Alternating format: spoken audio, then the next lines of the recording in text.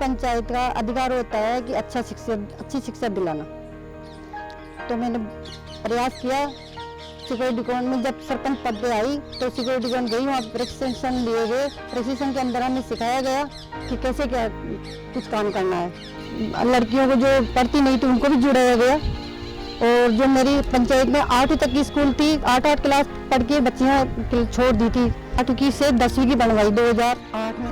शाला प्रबंधन समिति के सदस्यों को जागृत करने के लिए जो प्रशिक्षण में मुझे बुलाया गया है, ये प्रशिक्षण आने वाले समय में बहुत ही अच्छे कारगर होंगे। नई जागृति आ रही है।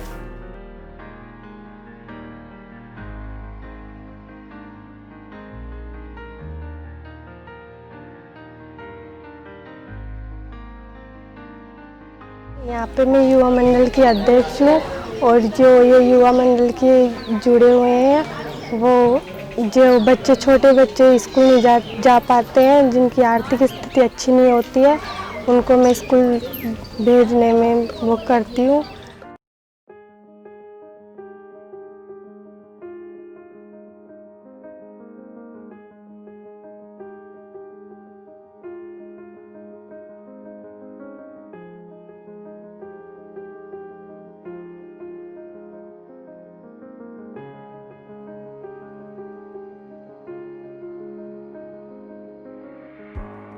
इस गांव में पहले पढ़ने के लिए कोई साधन नहीं था, तो सिक्योरिटी कॉन संस्था ने एक सार्थक स्कूल खोला।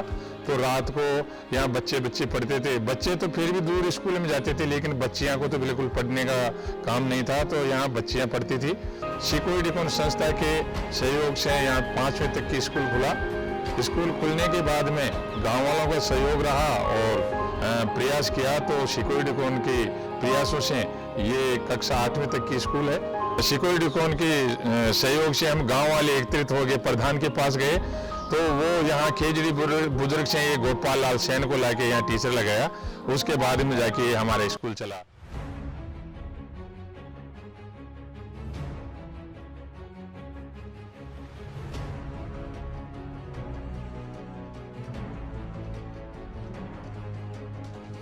यहाँ राजस्थान स्टेट ओपन के जो 10वीं और 12वीं के बच्चे हैं, उन्हें पढ़ाने का मेरे को अवसर मिला।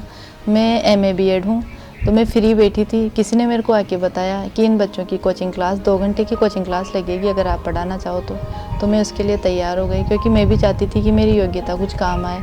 तो मैं खुश हूँ कि ये बच्चे आगे पढ़ेंगे, इनको जो मेरी योग्यता है वो कोई काम आएगी। मैं आज के 15 साल पहले 8th का पास की थी और अभी 10th का पास कर रही हूँ, क्योंकि ओपन की वजह से ये सिक्योरिटी कॉन संस्था है ना, वहाँ पे गए थे तो वो क्या बच्चों का फॉर्म भर रहे थे, लड़कियों का फॉर्म भर रहे थे क्या, तो मैंने भी कुछ सुना, तो मैं गई कि आपके 10वीं का फॉर्म भर रहे, तो गांव में भी कि मैं भी करूँगी 10वीं पास, मैं भी फॉर्म भरूँगी। तो गांव वाले मजाक उड़ा रहे थे कि अगर जब बचपन में कच्चे गड्ढे की मिट्टी नहीं लगी तो पक्के गड्ढे की कैसे लग सकती है। गांव वाले हंसते रहे। फिर मैं वहाँ पे 10वीं पास हुई तो मैं उनको वापस जाके बोली कि अगर आप बोल रहे थे ना कच्चे गड्ढे की मिट्टी नहीं लगी, इनमें लगा के देख लो कि कोई ये टाइम नहीं होता पढ़ने का, पर कभी भी पढ़ाई कर सकते हैं। मैंने 10वीं पढ़ी थी, वो फेल हो गई 6 साल पहले। सिक्योरिटी कॉन ने हमारे को वो फार्म भरने के लिए वहाँ से ओपन से फार्म भरवाया। मेरी शादी हो गई, मेरे हस्बैंड ने छोड़ दिया, इसलिए मैं अपने पैरों पे खड़ा होना चाहती हूँ, इसलिए मैं कुछ जॉब करना चाहती हूँ।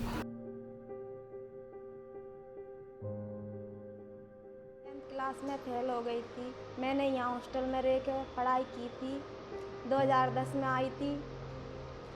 2010 में 10वीं पास करके फिर 2011 में मैं सीनियर स्कूल में चली गई थी। जब वन विभाग की भर्ती निकली तो मैंने उसमें फार्म डाल दिया, उसमें मेरा नंबर आ गया और मैं फॉरेस्ट में भर्ती हो गई।